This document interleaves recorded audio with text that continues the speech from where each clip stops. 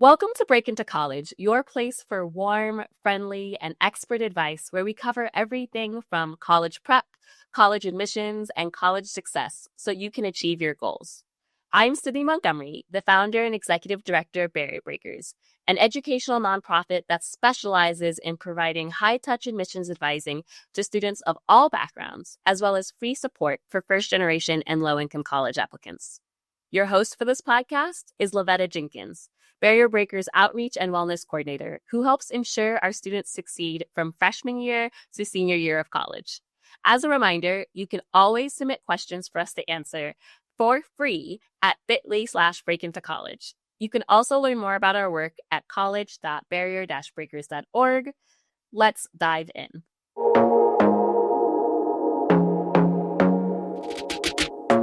Well, my name is Sydney Montgomery, and I am the executive director and founder here at Barrier Breakers. And I am so excited for this podcast and so excited to be talking to all of you.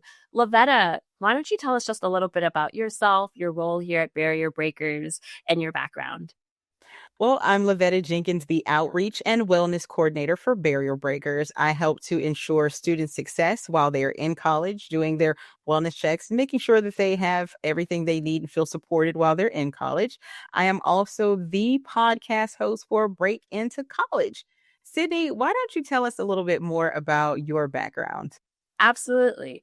So I'm from Montgomery County, Maryland, which is a suburb of Washington, D.C. My mom is a Jamaican immigrant. Both of my parents were military. They were in the U.S. Navy.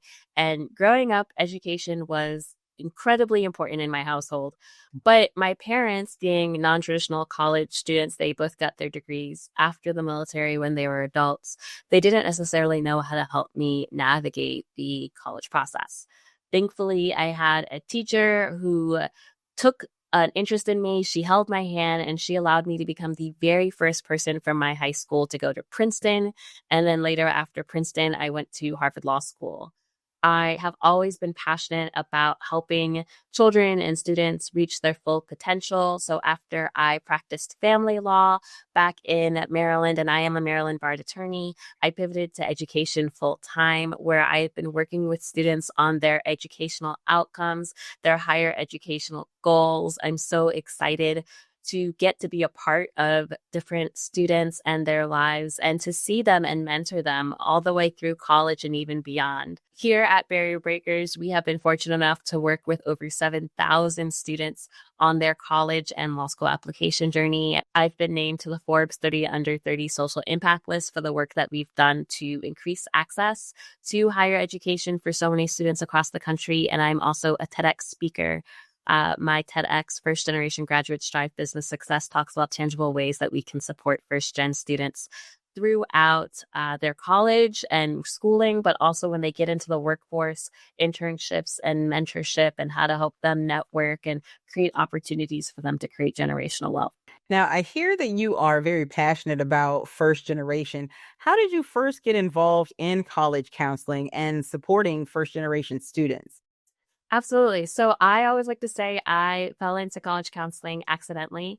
And I love working with first gen students, but we also work with a bunch of students here at Barrier Breakers, whether they're first gen, whether they're fifth generation college graduates. We work with all students, regardless of their income, their background, their race, or socioeconomic status. But really, my entry into the college application process really came from a passion for financial aid. So as I mentioned, I was the first student from my high school to go to Princeton. And at the time, I didn't know anyone who had ever gone to an Ivy League. And I thought that the only people that went to Ivy League schools were wealthy. They were boarding school kids. They had parents who had gone to Ivy Leagues. And that wasn't my family situation. That wasn't my background. And so I thought, well, those schools are really expensive. I almost didn't apply, but, I had a lot of support from my teacher and I ended up applying to a number of schools. And what was so interesting to me is that Princeton was the most affordable school that I got into. So I only applied to 6 schools because I had some guidance, but I didn't have maybe as much list building guidance as I could have had. And so I remember I applied to Princeton, I applied to Yale, UConn, Wesleyan. I was really interested in Connecticut. So then I applied to Cornell and William and Mary. I did not apply to Maryland because I did not want to go to college with half of my high school. At that time, a lot more people went to Maryland from my high school. Things have definitely changed a little bit. Maryland has gotten a bit more competitive to get into over the years, but at that time, it was still a school that a large percentage of my high school went to, and I wanted something different. But despite that, I didn't know a lot about financial aid. My parents, because of their educational background, didn't know a lot about college affordability and financial aid. And so I didn't realize uh, how, or I didn't realize what kind of aid or lack thereof I would get from a lot of these schools. And when I got into Princeton, they really had such a generous financial aid package, but I actually negotiated my financial aid as a 17-year-old student myself. I didn't know that I was negotiating my financial aid, but I knew that the original amount that they offered was not going to be enough for me to go. And Princeton really worked with me, and I learned a lot from that experience, but I also learned that there were misconceptions about financial aid and affordability that a lot of my friends had. So I had other friends who were just as smart as me, whose parents would not let them apply to Ivy League schools or certain selective schools because they said, we can't afford that. You have to apply to Maryland. Well, I paid less to go to Princeton than I would have if I had gone to Maryland.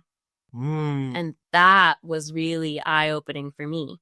And I started actually researching and learning about demonstrated need and schools that meet 100% of demonstrated need. And so I actually started off by giving some financial aid workshops to my church and to high schoolers. And I had also been really passionate about essay writing. And so I was helping students with their essays. And it turned into me giving year after year talks and workshops at my high school and at my church. And I realized I really loved admissions. I really loved working with students on this process. And I ended up getting mentored by different admission deans and directors over the years and realized, hey, I'm actually good at this. I really like admissions. I'm interested to see what a career in admissions would look like. At the same time, I, was just about to graduate from law school and I had plans to be a lawyer.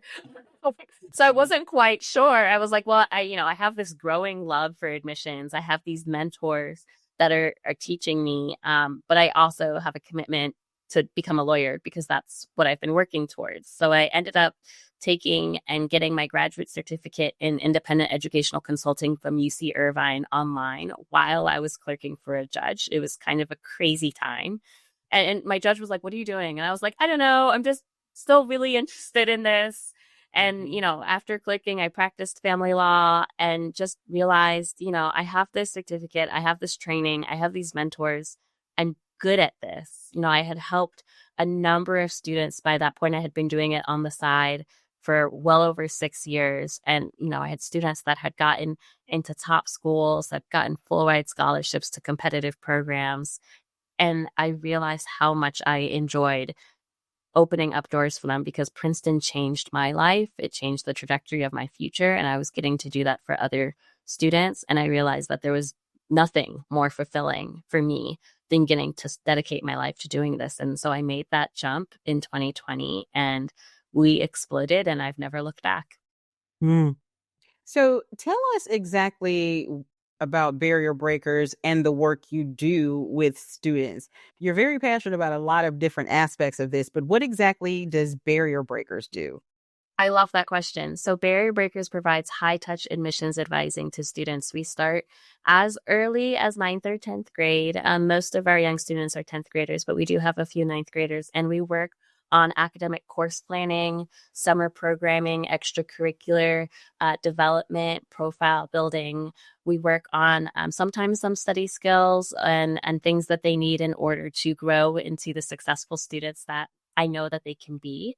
And then as they get into sophomore and junior year, we work on developing their college list, what is going to be a good fit college for them, what is going to be a good financial, academic, social, and emotional fit. We are also working on sometimes passion projects or different innovative projects, different ways that they can show that they're taking initiative, which can be really helpful in competitive college applications. And we're looking at scholarships as well, talking to the parents about affordability so I can understand the financial landscape. So that as we're building the list, we're building a list of schools that are obtainable financially. And then we work with students on every draft of every essay. At this point, most colleges have about 3 different supplemental essays, especially if you're applying to honors programs or university specific scholarships. Most students are applying to 11 to 15 colleges. So that's a lot of essays, and every essay has at least 3 drafts. So you can imagine we're helping our students write a lot of essays. I also like to tell parents I project manage, right? I'm the one that's texting, hey, is your essay done? Hey, here's this deadline. So I keep peace in the household. But more than that, we are mentors to our students, right? We're forming long-term bonds with them. So I tell my students, this isn't just about college applications. This isn't just about essays. I also want to know, like, hey, what are you interested in? We do some career and major exploration. We're here to talk about if they have insecurities or if they're not quite sure if they're ready for that next step. We're here to help them find a place of belonging. We're here to help them as they grow, because they grow a lot over those 3 to 4 years in high school as they become young adults. That's like my favorite part, when I start with an 8th grader and then I see them as a senior, and they're not my kids, but I have to be like, I'm just like, wow, you're so old now, right? I'm so proud of you. Sometimes their mindset changes, and they're really maturing in front of you in real time, and kids will tell me things they don't tell their parents. So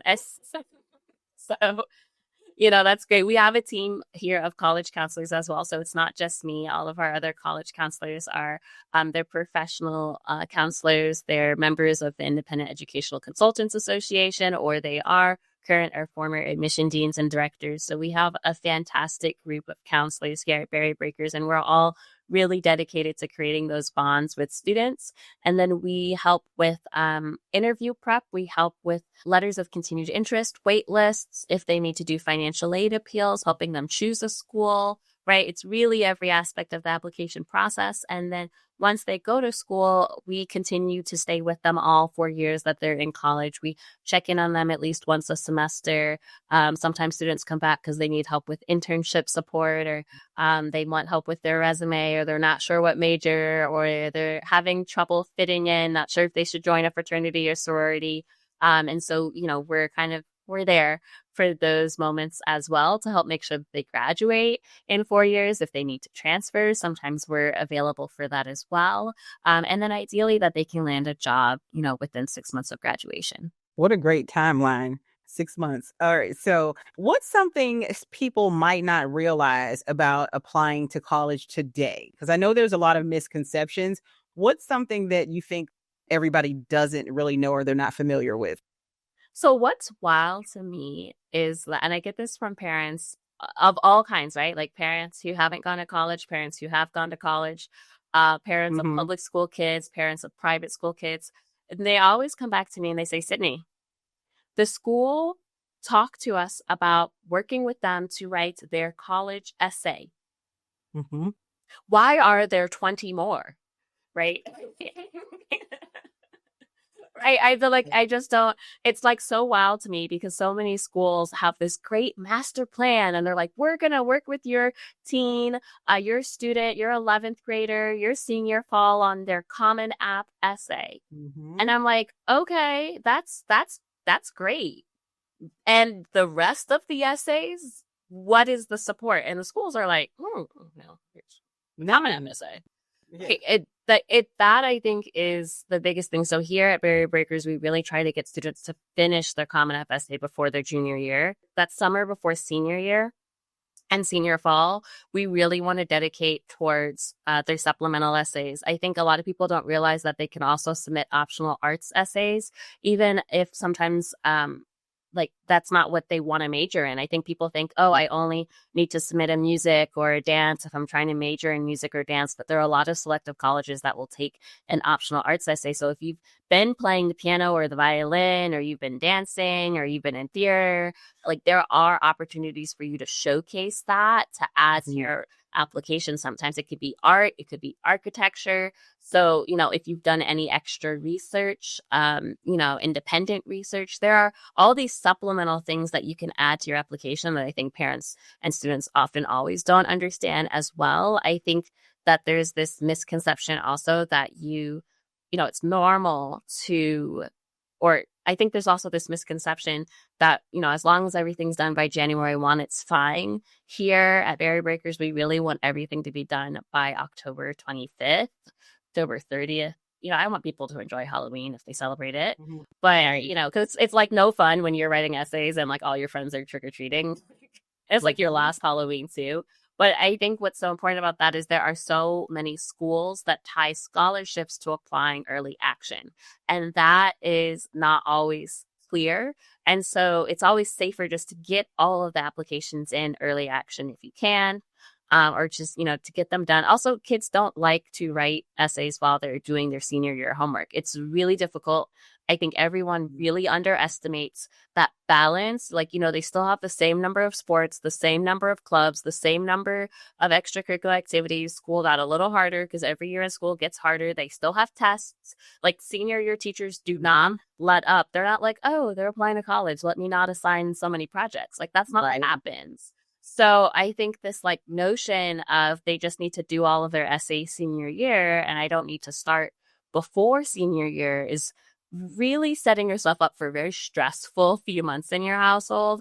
I try to get as much done before senior year even starts, right? We take a long time to do that Common App essay.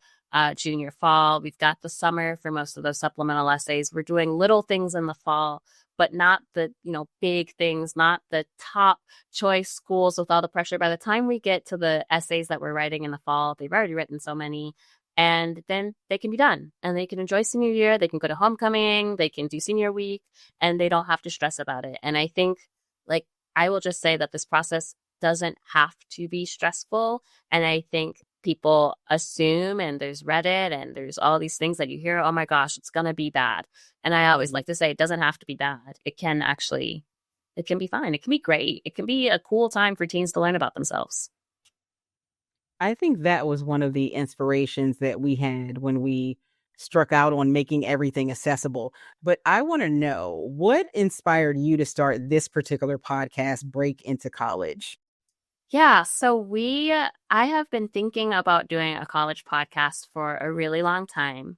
But we kept playing with the idea. I think the past few years in college admissions have been so confusing, right? We had COVID-19 pandemic, things were optional. Now things aren't test optional, and some things are test optional, or they're test blind, or they're test flexible. And, it says it's test optional, but really the only people getting in are people that submit tests, right? Like there's also these nuances.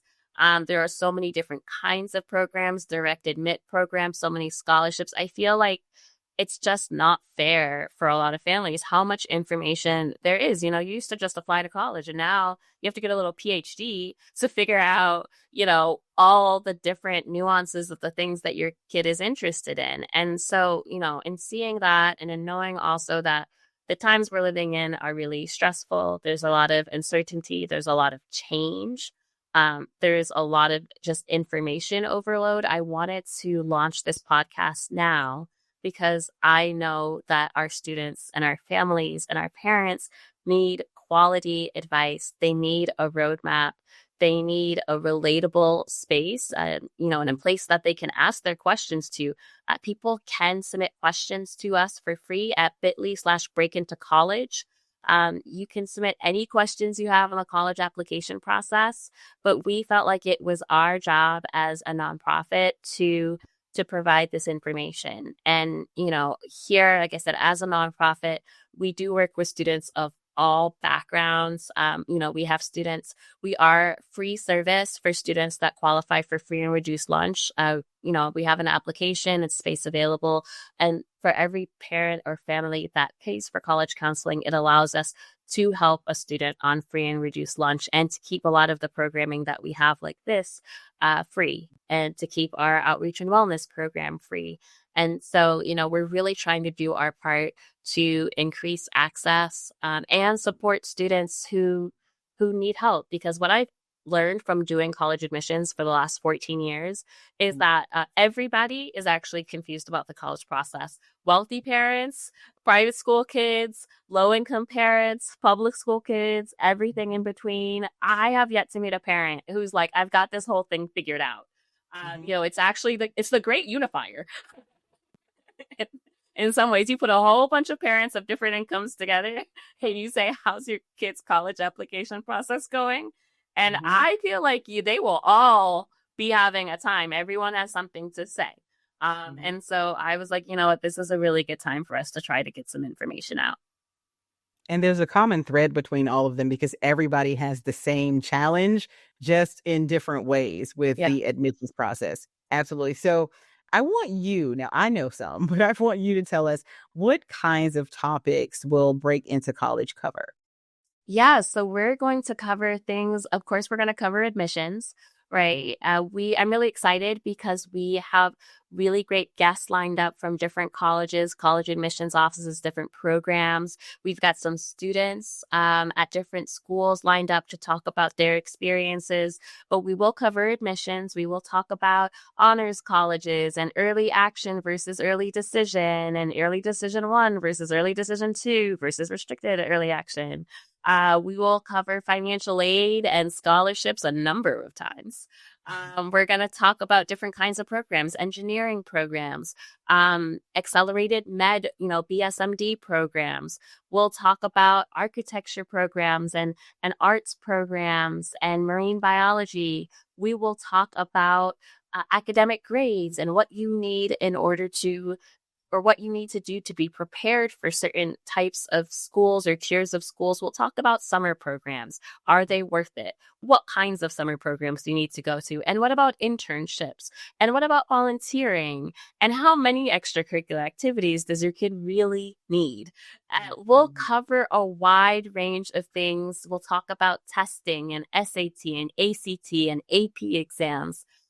We are here to answer your questions. We are here to make sure that you feel equipped. So every episode is going to be a little different. Some episodes will have guests. Some episodes won't. Sometimes it'll just be me. Sometimes it'll be me and someone. A lot of times it'll be LoVetta and someone. But we are all here and committed to making sure that you get quality admissions and academic planning advice for your teen, for yourself. We'll also talk a little bit about careers, and we'll bring different people on with different careers and kind of see their path, because getting into college is just the first step. But what do you do once you get there, and how do you land that dream job that you've been working toward? One of my favorite parts about the podcast is the differences in schools. Like there are smaller colleges, more personal, with smaller class sizes. There are larger colleges with larger class sizes. In your opinion, and from your standpoint, what kinds of voices, or what are your favorite voices and perspectives that listeners might even hear on the podcast? I don't know if I have favorites. They're all so different. I think that's a big thing about the college admissions process that I love and hate, but mostly love, is that there isn't a one size fits all. And what is great for one student can be awful for another student. And what's great for, I know everyone's like, oh, the rankings and the Ivy Leagues. And of course, I am a product of 2 Ivy League institutions. So, prestige is definitely, it has its place. But it doesn't mean that it's the right thing for every child, right? And some children will thrive at a really small liberal arts college. And for some students, that is the worst place that you could put them. They need a big school. They need a state school, or they need an honors college in a big state school, right? And so I don't have favorites. I am really excited for all the people that we have lined up for the podcast and the student voices. I think those are so interesting. And I'm really excited to hear their perspectives too. I think my favorite part is the diversity. The fact that it's so inclusive all across the board and we get to hear everything. I like having the stage to be able, or the platform to be able to open up everyone's eyes and ears to all of these different types of universities and experiences. Because honestly, college admissions is not a cookie cutter. Everything won't be the same for everybody. Not even every child in the same family is going to have Yes. the exact same experience with anybody. Ultimately, though, in your opinion, who is the podcast for? Like, who's going to be tuning in, do you think? You know, this is such an interesting question because I go back and forth and I'm like, is it mostly going to be parents? Is it mostly going to be teens? I think it's probably going to be a mixture of both. I don't even know that most teens will probably not sit in their free time and listen to me. But you know what? I could be surprised. But I think it's for families, it's for parents. It's, I anticipate there being a lot of, hey, listen to this episode about this that moms and dads might put in the car. But it's for families and maybe even for counselors at high schools, those that work with students at nonprofits who are looking for information, mentors and guardians who are in places where they're working with high schoolers that are trying to make their college dreams or trying to think about their next step. It's for those that are looking for quality expert advice, information, but in a warm and accessible and judgment-free way. And like I said, everyone can submit questions to bit.ly/break into college and we'll answer them. Mhm. It's definitely something that I really hope everyone catches on with. I know you say that it might be kids, might be parents. I think that it'll end up organic in a way. Parents are going to find us just because they need to know a little bit more, and some teen is going to find us because they want to get a jump on the situation. And I think they'll share it with a friend, and that's the way that the word about us and our services are going to get out. Is there one thing that you hope students and families will take away from the podcast? If there was one thing, what do you want it to be? I think my biggest thing that I want people to take away from podcasts is that they aren't alone, right? They aren't alone in their thoughts. They aren't alone in their circumstances. They aren't alone through this process. Even if all they do is submit questions to us, we're here. We're a resource. The guests that we have on this podcast, they're here because they want to share information, right? I think that we really talk about college admissions as this very scary thing, and there is a lot of stress that can go into it, but we always talk about it as, I'm trying to get in and the schools are going to say no, or the schools are going to say yes, and they're gatekeepers. But I'm hoping that what people get out of this podcast with our guests and the people that are so excited to share information is that the professionals that work at these schools, admissions professionals, they want to share information. They want you to know. They love their job and they're not trying to be gatekeepers. I've had admissions officers tell me we're looking for reasons to admit, right? We're looking for reasons to say yes.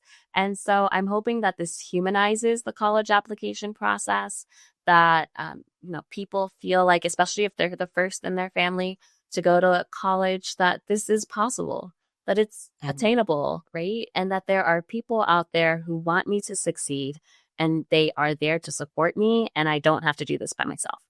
I like that. It's not some big scary monster. They want to let you in. And I think that this is going to have everybody see, like you said, very humanizing. They want you there. There's nothing to be afraid of. All you got to do is come along for the ride and we'll show you how to get there, show you how to break into college. Absolutely. Any parting words, Sydney, for everyone?